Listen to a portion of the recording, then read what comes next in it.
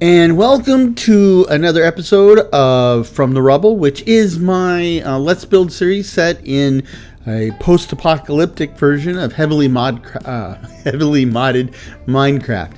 And what we've been working on in recent episodes is to finish up this first prototype template layer of the central core, our central core that will house elevators and a roadway that will spiral to the top and the bottom of the base. But as much as I enjoy being bum rushed by silverfish, zombies, and whatever else is down here, some of which with those purple sparkles, I was thinking about it that I'd really like to take a shot at kind of automating some of the stuff that we got going on here, and the big one is our whole. We have everything necessary to create light gray concrete, which that's what we're going to use to build this structure, and we're going to need a lot of it, right? Because it's a big structure. As much as we've been able to make some and run with that, I would really like to take a shot at automating a big chunk of it. And I think I mentioned in the last episode that I think maybe it's time to kind of expand the island a little bit. And with the expansion, we're going to have some extra space where we can go ahead and set up this automation. Specifically, I was thinking that I would want to create a second windmill. Now, we have one windmill and it's working just fine, but first of all, that windmill, when we created it, we didn't have enough material to fully build it to its maximum potential. So I would like to expand the existing windmill, but I would like to build a second windmill that we could devote just to producing RF energy. Now, oh, that hurt.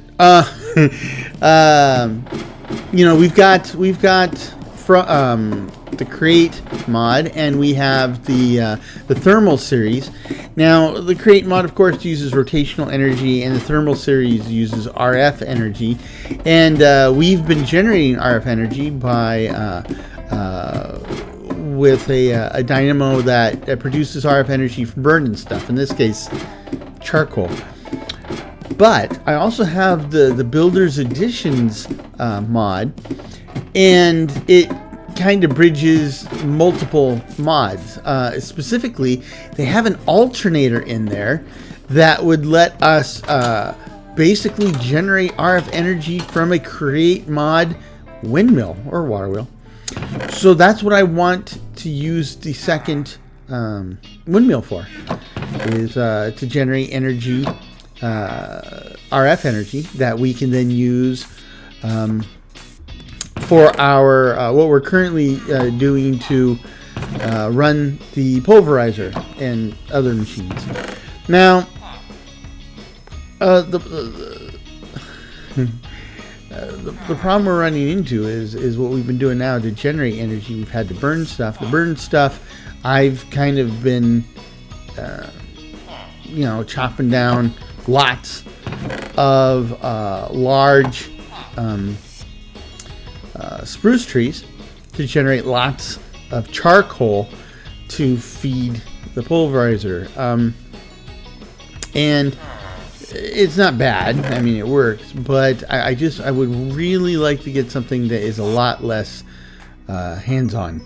So I guess I'm really looking for something that's more hands-off, and that would be, I think, something that based off of. I'm missing one. Here we go. That would be this alternator job. Now, I don't know exactly what it takes to make an alternator, but it's I don't think it's anything too fancy. I'm pretty sure it involves some precision instruments, or whatever they call them, for devices from the create mod. And yeah, we don't have like a full rig for making those, but I got some ideas how we can do it. So I'm not going to worry about it too much. Again, that's where that first windmill comes in.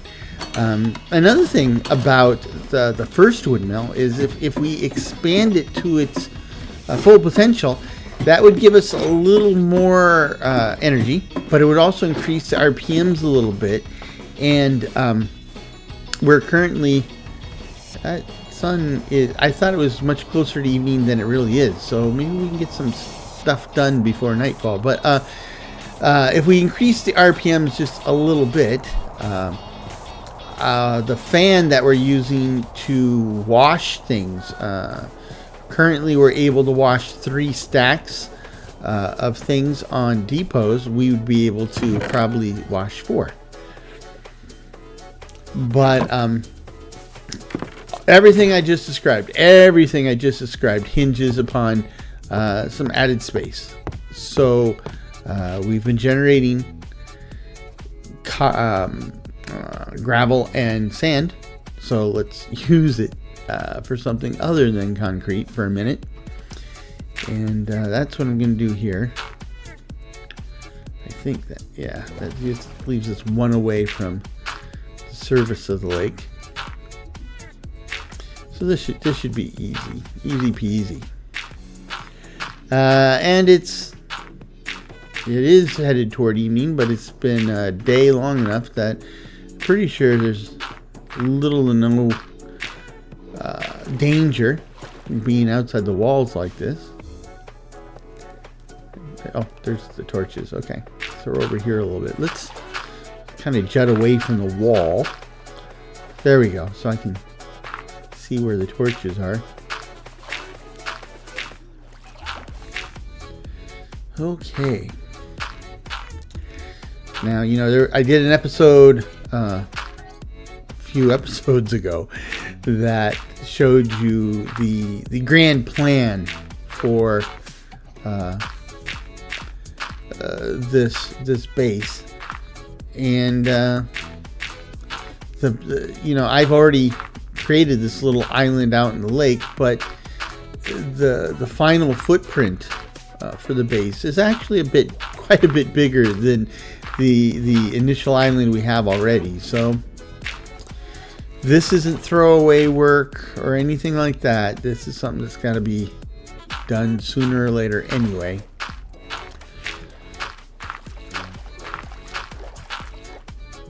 I just want to make sure I don't make the island so big that it becomes too hard to manage or protect.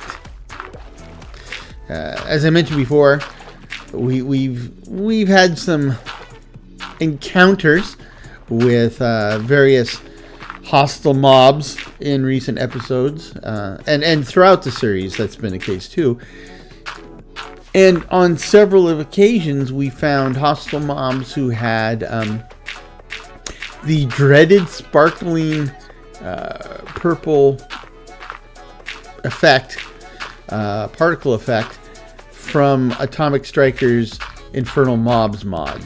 And just to review, when we see those sparkles, that means that everything we know about the base mob, like let's say a silverfish or a zombie, it goes out the window. You really don't know what in the world you're up against, right? And we've seen, well, in the last episode, it was supposed to be a zombie, though it was a zombie in like what appeared to be an old a boater hat, one of those old straw hats, and I swear a seersucker suit, right?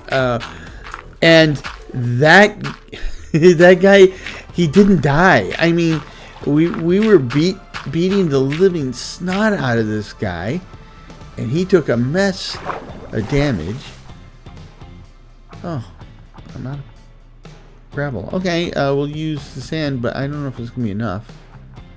Anyway, he took a mess of damage, and speak of the devil, and his whole thing was that he would approach, and he'd take a beating, and then he'd explode like a creeper.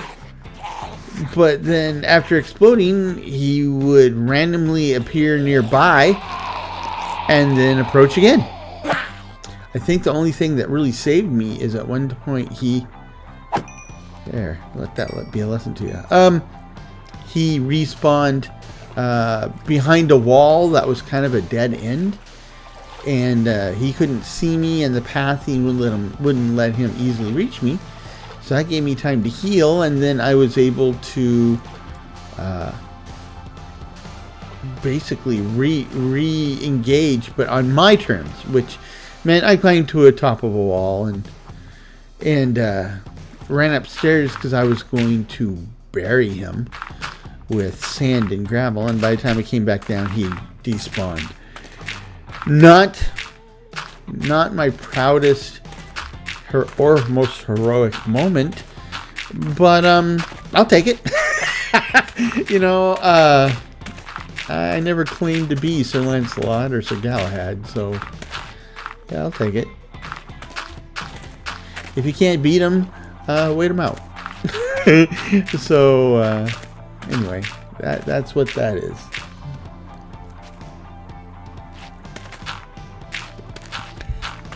Now this is, I think, episode 24 of the series, and this is our first island expansion in a long time, right? In fact, I can't remember how long ago we had stopped adding to the island like this. So, of course, that's not saying much because, you know, I'm old. So, my memory is not what it used to be anyway. So saying I can't remember something really isn't like, oh, that's not enough. I need to see if I can run and jump. Oh no, that's not right. Okay. Anyway, yes, my memory being what my memory is. Saying that I don't remember something really it's not a measure of how long it's really been. You know, I don't think I'm going senile or have dementia or Alzheimer's, but you know, when you get older, you don't remember stuff like you used to. I think really what it is, it's kind of like you just got too much stuff in your head, right? Think of it this way: if I had like a big tube full, and I filled this tube with ping pong balls till it was full, and then when I go to add a new ping pong ball to the end of the tube, one of the older ping pong balls falls out at the other end of the tube, right? I think that's kind of like what it is to be old. I'm not a neurosurgeon or anything, so don't take that as gospel truth or even likely. It is what it's my excuse, and I'm sticking with it, right? So there you go. Well, if you're an old person with and start to forget stuff, but by all means, feel free to use my analogy, right?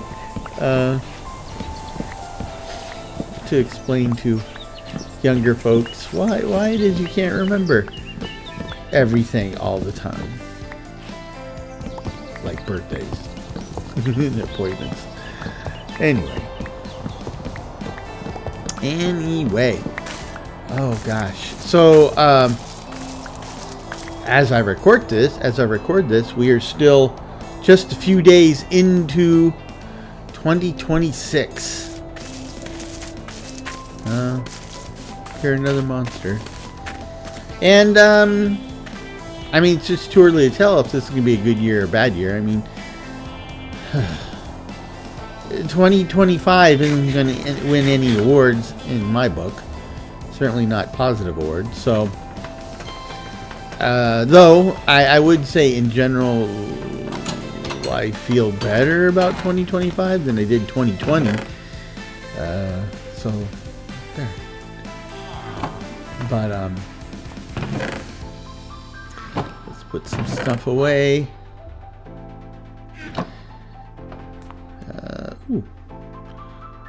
I need to put some more fuel in here. I don't want to get rid of my sticks. Oh, that's done. Good. I'll need all that zinc for when we go to make our windmills, right? The zinc is used to make andesite alloy, and andesite alloy is basically the foundational material for everything in the Create mod, so that's what we're gonna need. And let's go ahead and save some space by cubing this up here, like so.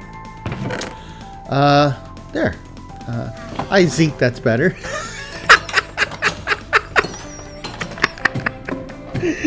Oh gosh, is it too early in the year for that? I'm sorry.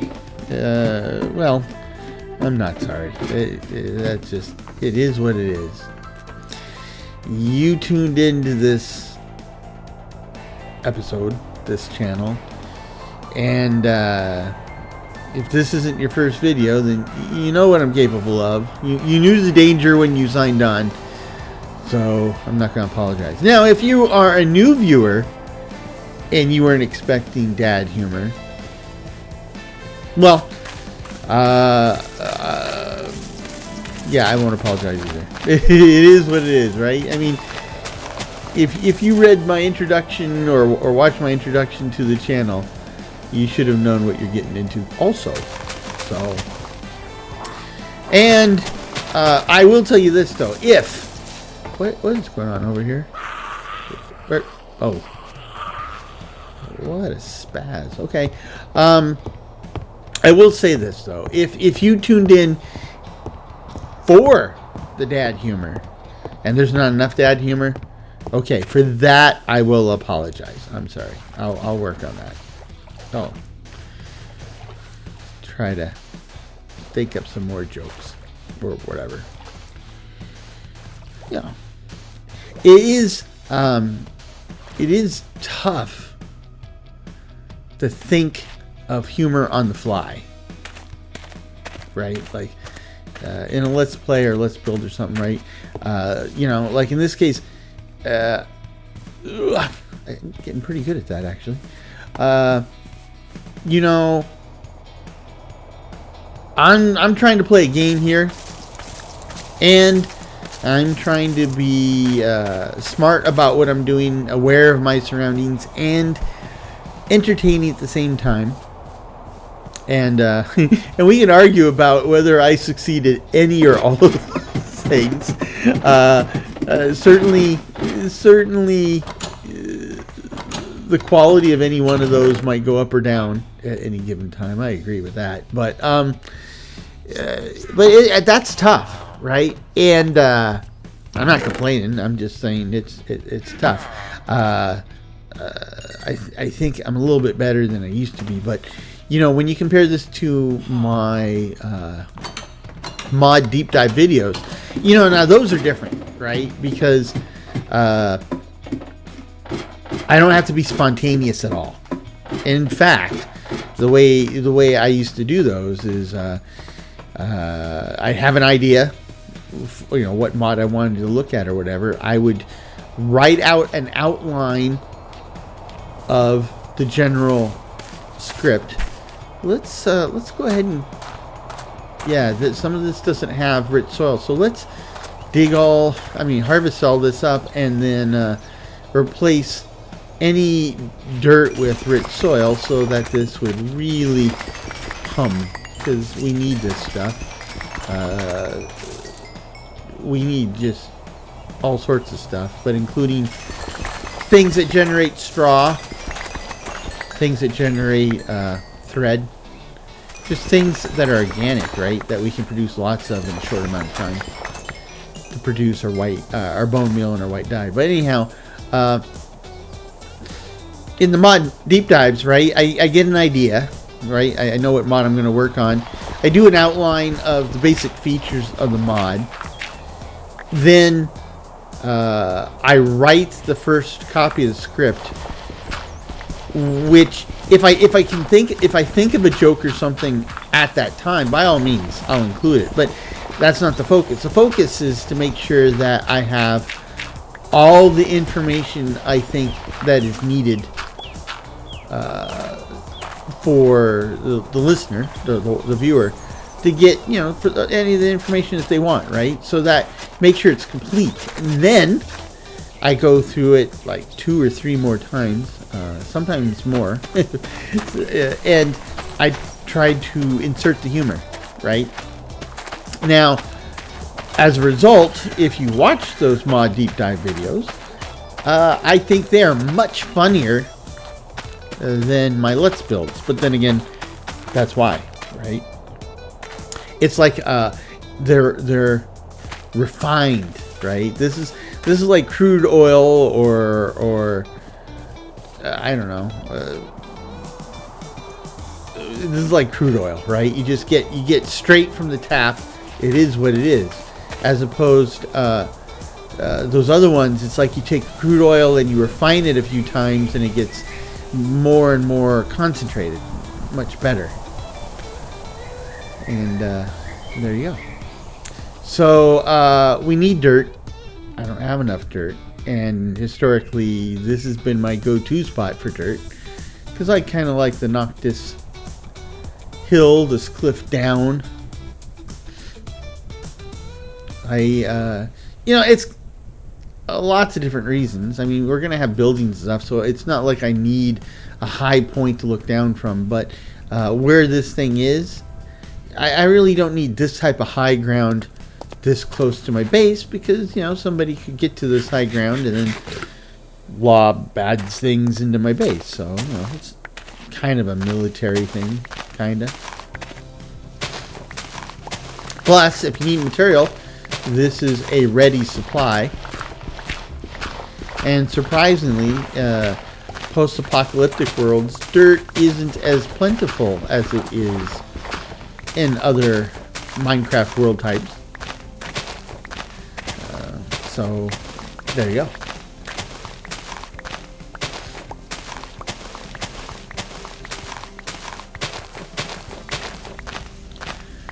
Okay.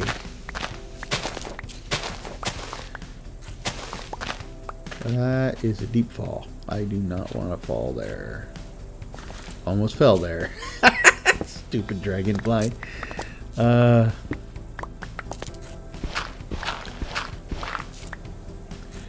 Okay. It's kind of nice up here. Nice view. Nice day to be up here. I've always I used to mention it quite a bit because I was up here quite a bit. But, you know, in this world, you kind of have that hazy quality of the light. And growing up in Southern California in the 70s and 80s, especially 70s because we lived near LA, that hazy light, there was lots of days you got this hazy light because this is kind of like what it's like when the light shines through the smog, right? Yeah. Then we moved to San Diego, and trust me, San Diego isn't completely pollution free. At least it wasn't. But oh boy, compared to LA at the time, it was literally a breath of fresh air. And I think I've told that story too, because like when I was in junior high and we lived near LA, we actually lived in Ontario, California. You know, we like for PE I'd run with the crew, and I was just in the middle of the pack. I mean, there's nothing spectacular about my ability to run, but then again, we also lived, like I said, in an area of like really heavy air pollution. And then when we moved to San Diego, nothing changed in my skill set, but suddenly I was able to run further and faster than almost everybody in my PE class because I had access to more oxygen than I could imagine, right? And you know, that's, I'm not saying I'm an Olympic athlete, but Olympic athletes do use that technique, right? Then when they're training for competition, they'll they'll go train high up in the mountains where the oxygen is scarce. And then when by competition time arrives, they're usually down at or near sea level. Unless they're an alpine skier, in which case, yeah, they're the same place they were anyway. But they could then perform much better because their body had much more oxygen than it was used to. Right? You're probably not old enough to remember this, but that used to be a problem with cars, right? I mean, nowadays you hop in the car and you want to drive over a mountain pass, well, knock yourself out, right? You just go zipping up the mountain pass and zipping down the other side and don't worry about it. And that is thanks to fuel injectors, right? It's the way fuel injectors work. Your car really never gets the opportunity to be kind of like I did hear something. I heard a spider. Hi. Back off. He came at me in broad daylight. No, he paid the price. Anyway. But in the old days, cars didn't have fuel injection, right? So they used a carburetor, which was, kind of a... Oh, gosh. Apparently my attempt to increase wood production reached a little too close to that lava block that is generating cobblestone for us, which has led to a big mess. Oh, it's not going to burn down all my stuff, but this is a mess. Oh man. Well, let's see what I can salvage out of this. It actually looks like the fire is spreading downwards, so let's just cut to the chase here. Anyway, carburetors in cars was a place where they would mix the gasoline and air to arrive at a mix that then would get ejected into the cylinders and fire. And the problem is they're really designed to work at or near sea level. And when you go way high up in the mountains, air pressure changes, and the not just the air pressure, but the amount of oxygen you're going to have available changes too. So the carburetor becomes less efficient. And if you're going to be like living at high altitude, driving around at high altitude, that is, you would have to really go in and tweak your carburetor to give it a bit more air so that you get the oxygen you need to properly run your engine. Otherwise, you'd find, like, trying to go over the pass, your engine would start to sputter and cough and maybe stall on you, and you're stuck at the top of a mountain pass. You can use ash for stuff. It's just kind of a pain in the butt to generate it, so I never really thought about using ash. I mean, I didn't ash for this. But it... Oh, boy. But, I certainly did get it. So, we'll recover as much wood as we can. It's, kind of a pain in the butt to reach everything.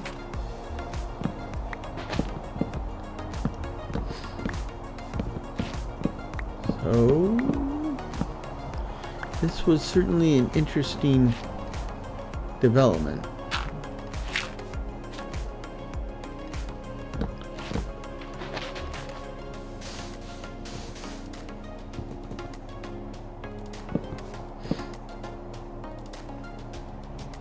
We'll get to that in a minute. This is kind of a mess, actually.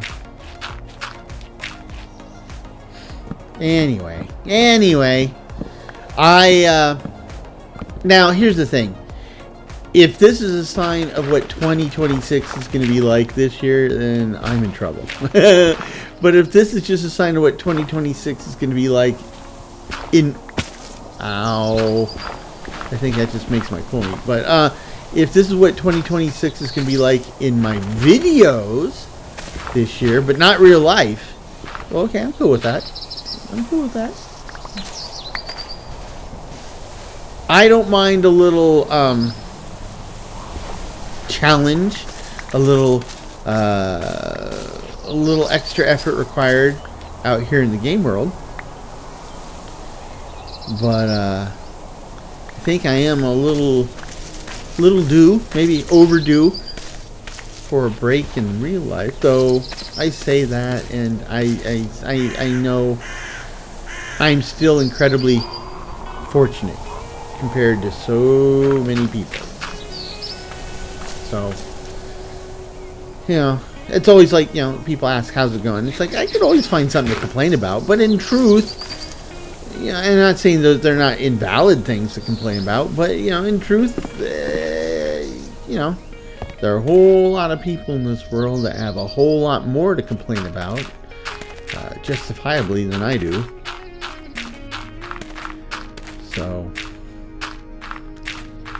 it's good to remember that sometimes. And you know, this time of year it's tough for some people. So if you are having a tough time getting through this time of year or whatever, you know, hey, talk to somebody. Do me a favor. Reach out and just talk to somebody. There's toll-free numbers. There's counselors, teachers, friends, whatever. Just talk to somebody. And in most cases, just getting it off your chest will actually make you feel a whole lot better. Sometimes it requires more than that, but even then, I think the talking helps. And it probably helps if you're talking to the right person. They might be able to guide you to whatever other resources or services you might need. So go for it.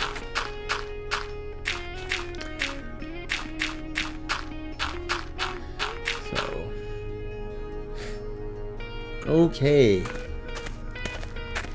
I'm gonna need to cut this down because if I build my wall, I don't want people to be able to just like run up and use those blocks as stepping stones to get over my wall. Yeah, I hear ya. Couldn't care less. Well, I could care less. So... but it'd be hard. It'd be really hard to measure. I should put my torches back. Here you go. Yeah, you need to go get something to drink, dude.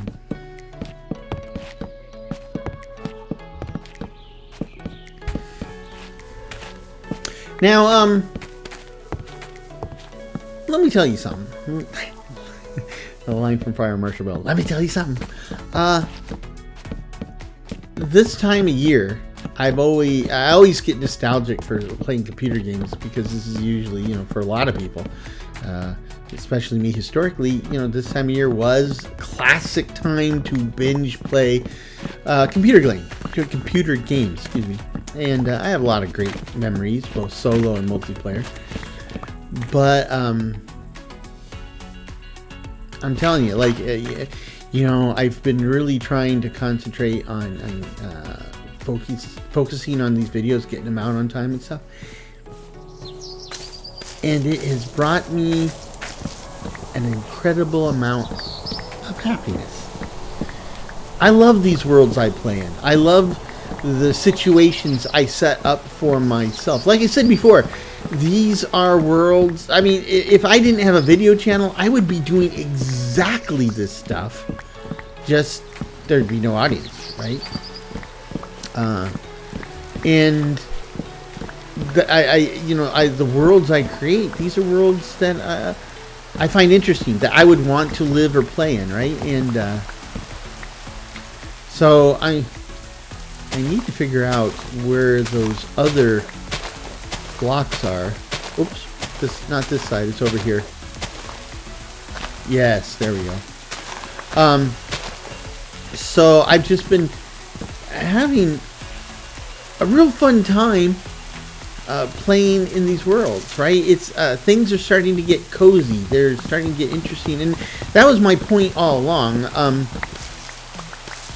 This type of channel, in fact,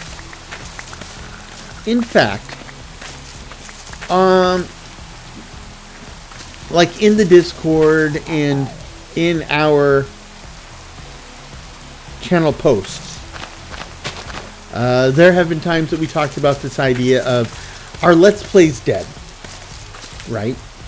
And Let's Plays aren't dead, but once upon a time, you know, Let's Plays were the single most popular and most successful format on YouTube. So if you're going to say, are Let's Plays as big of a deal as they used to be? Well, not even remotely close, right? YouTube and YouTubers and the audience, it's hasn't outgrown it. It's just grown outward, right? It's expanded to include other stuff.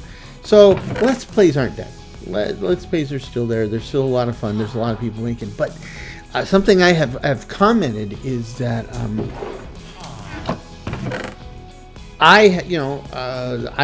this channel is based on me making content on what I would want to see, and you know, with the assumption that there might be other people who want to see exactly the same thing. With that being said, I've told you that there's a number of creators out there that make Let's Plays, and I love them. I watch them. Right now, something that I know I've mentioned, but I don't know if it was this series or not, is my observation. You know, because this month, right, January 2026 is the official 3rd birthday of this channel. But I didn't post my first video until February, so channel's 3 years old, but my first video isn't yet. But you know, I've been doing this for a while now, and I've been watching those other Let's Players for a while, and let me make an observation that I think will kind of help explain why people think Let's Plays are dead. First of all, I found many creators that create some fantastic content that I just loved. I loved their content, and I watched it. But in all cases except for 3, those creators didn't last over a year. They were making stuff. I was watching them religiously. It was good stuff, and then in most cases they just stopped creating content. They don't even make a goodbye video or anything. They just they completely go offline, gone. And there are other creators who I'm watching, and they still are, but some of them did change, right? They changed their channels. So I used to make Let's Plays. I'm not going to create them anymore, and this is why. You know, like a lot of them have moved to live streaming, right? And they don't Let's Play anymore. They just play a game and they talk to you while you play a game, and you know, whatever. And I don't mind that, though I don't enjoy it as much, right? That doesn't bring me back time and time again. But through all of that and thinking about it, and then of course, you know, doing my own Let's Plays, I think the pitfall that people fall into is this idea about consistency and what brings people back.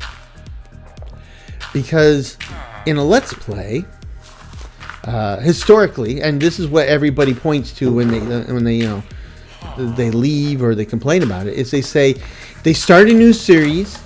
That first episode is the most popular episode of the series, and then it only goes down from there, right? So, you know, 5, 10, 15, 20, 30 episodes into the series, almost nobody's watching anymore. And that's why they think Let's Plays are dead. That's why a lot of these people get disappointed and they quit, or they quit making Let's Plays, or they start a new series or whatever. Now, I get that. I absolutely get that, right? I see those numbers in my own videos, but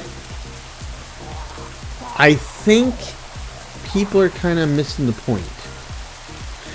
Because, let me put this down. Well, that's not what I wanted. Let me put it down this way. Okay, that's the basis of my second windmill. And you know, while we're at it, I might as well, I have space. So let's gear up for a third windmill here. So,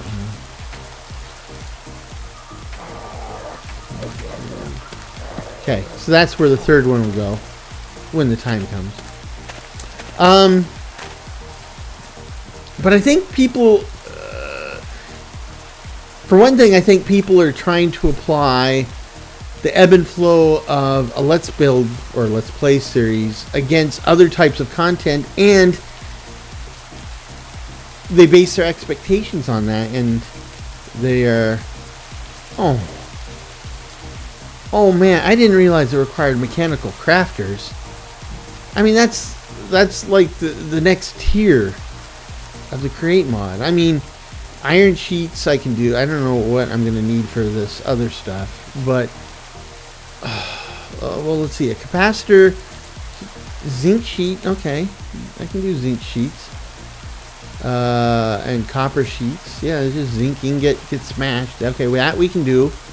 Okay, that's not too painful. Copper spools, copper wire, and a spool. Okay, copper spool we can do. Not a big deal. Copper wire. Okay, we need to make a new device, but that just uses rotational energy. We got that. We can do that. Iron rod. What does this use? That we can do too. So actually, making the alternator isn't as big of a pain in the butt as I thought. I thought I was going to need a precision mechanism, but I don't. However, making the mechanical crafters to make the alternator will be the pain in the butt. I'm going to need to make... I'm going to have to go to the nether. We're going to need quartz. Oh boy. Oh boy. You know, I was kind of hoping to get all this... Okay, I was hoping to get everything done in one episode, but I knew that realistically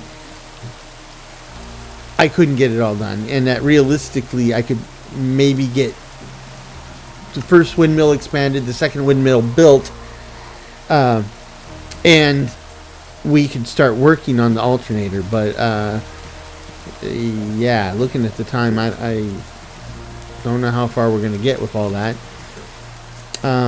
Anyway, let me think this through. But the other thing is, the ebb and flow of a Let's Play is I think people are missing out on that, because if you've played these types of games, right, or almost any game, the beginning is exciting. The beginning is full of potential. You don't know what's out there. You jump into this. It's all about, you know, getting your legs out back underneath you so that you can stand on your own 2 feet. That's exciting. And I've talked about this in videos like this in the past, which is, you know, always starting a new world is always fun, right? And in fact, that's kind of a problem for a lot of people, because the next phase of the world is you've kind of got established, but you don't have anything really built yet, right? So now we kind of go into that what I call the momentum pump, this long period where you don't really have much to show for it, and you got to put a lot of effort in before you start to see any results. And this is kind of like in a Let's Play or a Let's Build. this is where you lose people, because this is where, you know, there's really nothing interesting going on here, right? I mean, at this point, there really aren't any surprises. We've already figured out where we are in the world. We've kind of drawn our line in the sand. We've started building some stuff. But this is the part that we've all played, either, you know, watched online or played ourselves a zillion times, right? And this is like, for a lot of people, this is where they usually kind of like get bored and then start a new world. So if you're Let's Build or Let's Play creator, this is a tough hump, because this is, you're going to lose people, right? And you're probably going to lose interest too in the series itself. Then at some point after that, that's when the magic happens, right?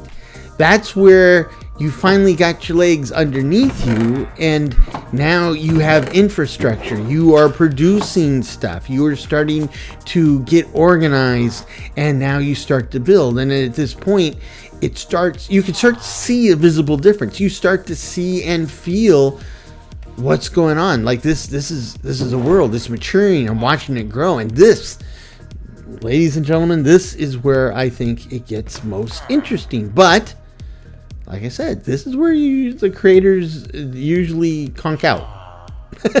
and that's too bad. Because, you know, now it's just getting good. I mean, this is one of the classic things. If you're a sci-fi fan, you know, that's always how it worked, right? Like Firefly, right? Firefly was a fantastic series. At the end of the first season, we're like, oh boy, what's next? And then they cancel the season. Or Colony, same thing, right? You know, I think they had 3 seasons, and at the end of season 3, now we're at the point where like all the pieces we've been waiting to see happen are in place, and now we're ready to see the grand finale, and the series gets canceled, right? I mean, we're at the top of our game, and the rug is pulled out from underneath us, and that's what's happening with these Let's Builds or Let's Plays.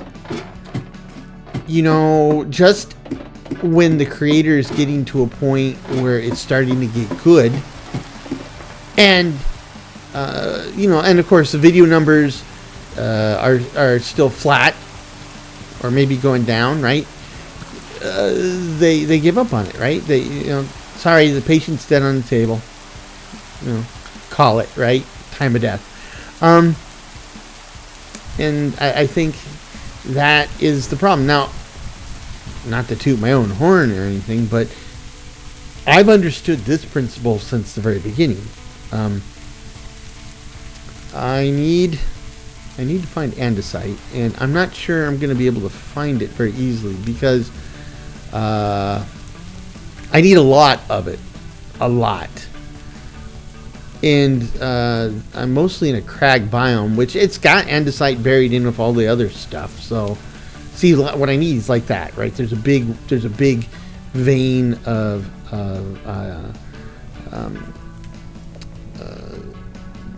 diorite, and there's another vein. That's what I need, but I need one of those of andesite. Anyway, I understood from the get-go. I have always known or thought, right? This I feel it in my heart that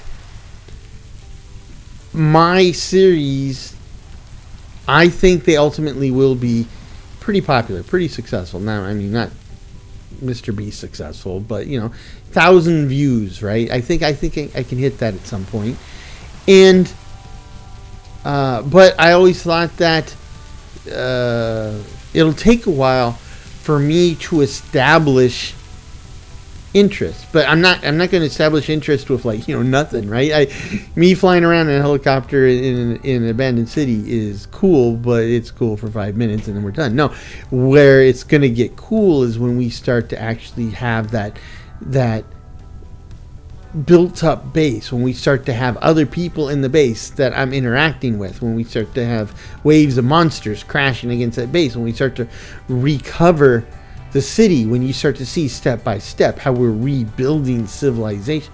Oh gosh, me yakking and I'm not paying attention. That is amazing. That is is amazing. Okay, note to self: just keep bashing on the E key. Anyway, I always figured it would take a while, right? And I'm only now getting in my series, like say New Londinium. Like New Londinium is the best example. I'm only now getting to a point where I don't think it's what I built is this interesting yet, but we are getting to the point where there's enough infrastructure. I can see it, right? I mean, within the next year, I think we'll be generating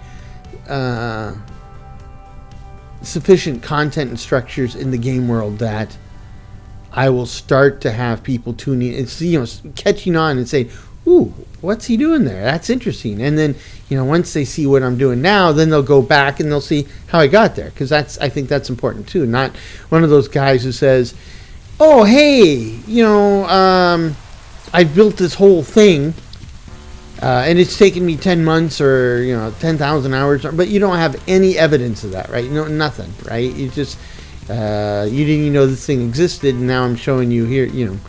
Here's a scale model of Hogwarts, and oh yeah, it took me and my friends like 8 years to do this. And it's like, okay, take your word for it, but it would have been more interesting to see things happen during those 8 years. But anyway, so that being said, if you are a content creator and you are making let's plays, I really don't see any more rocky areas here. I think I might just be better off going underground and looking for veins of andesite that way. But is that ice? Yep.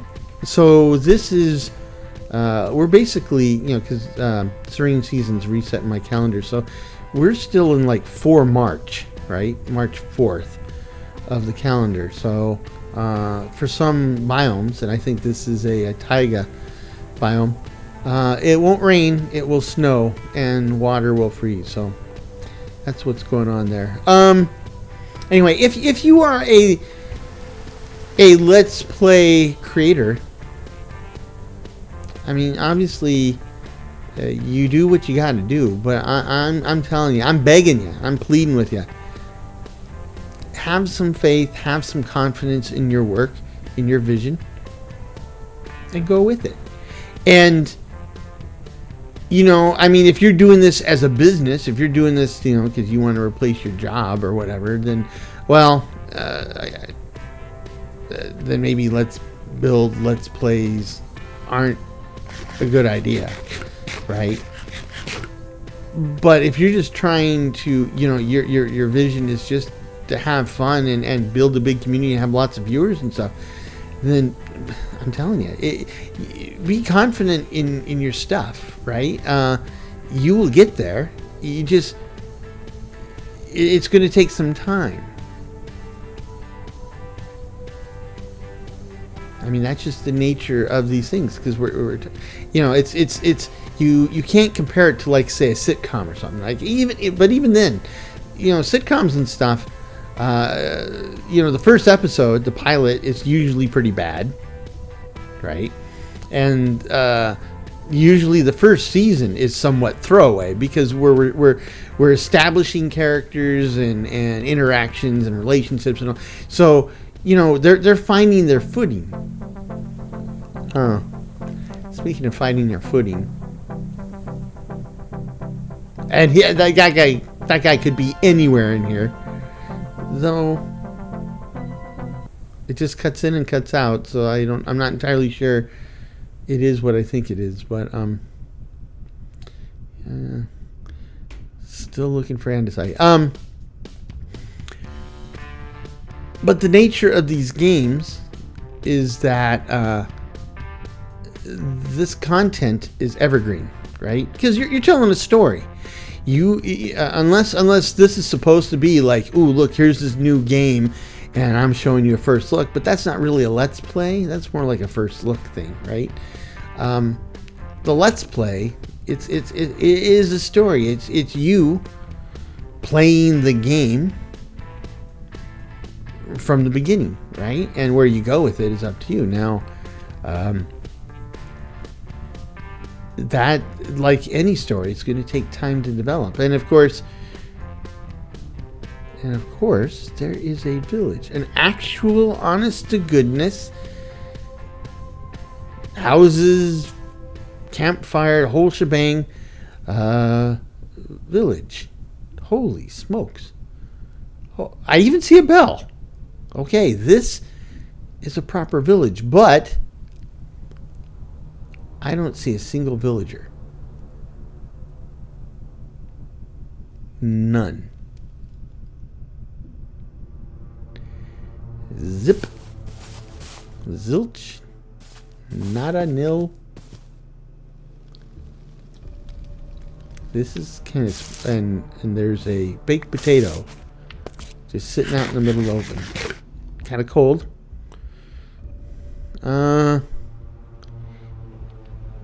Well, this is spooky as all get out. So let's just mark this. Just for grins and giggles, where are we in relation to?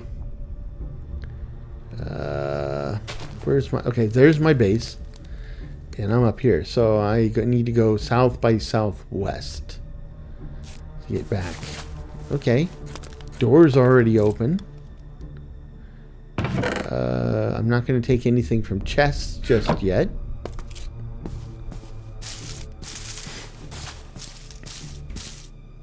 I mean, if you remember in my series, I don't loot villages. I do come up with some type of a trade agreement.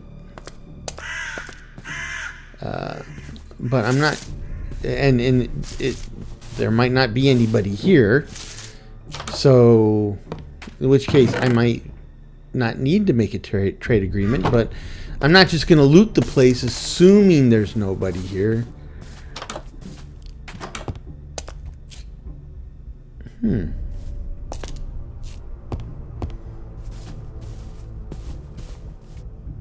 It is a pretty little location. Not pretty little in that it is very little, but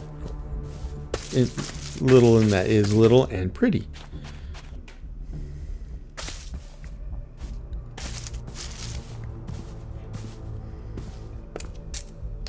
Oh, the cartographer's house, which means cartographer stuff and bread, because cartographers are fond of bread. Well, who isn't, right? Unless you're you got celiac disease. You know, I'll tell you, if you got celiac disease, that sucks. But not everyone who says they have celiac disease actually has celiac disease. But that's neither here nor there. Yeah, there's nobody here. Place is empty. I mean, so the question is, were there villagers here? And they were killed off or left? Or was this village generated and for whatever reason we never got villagers? I don't know. I don't know. Okay, now we have that LA haze again. Ooh, looks like these trees got cut right down the middle. It's kind of cool looking. Because, you know, that's what happens when your physical world is torn asunder in a intradimensional disaster. But this is it's looking good.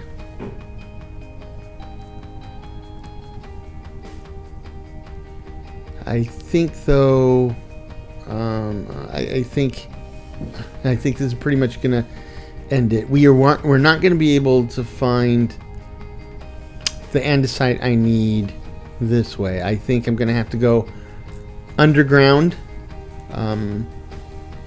Or definitely on the ground, but probably underground, and mine it that way, which is not a big deal. We can do that. That's easy. Just takes time and effort, which highlights exactly what I was saying, is we're not going to get as much done as I originally hoped. But actually, you can see everything from here. Can I just hover for a bit? Yeah, okay. So let's do this. Let's do this for our retrospective. So what did we do? I did not expand the first windmill. I did create a windmill bearing for the second windmill, but we haven't actually created any of the structure for it.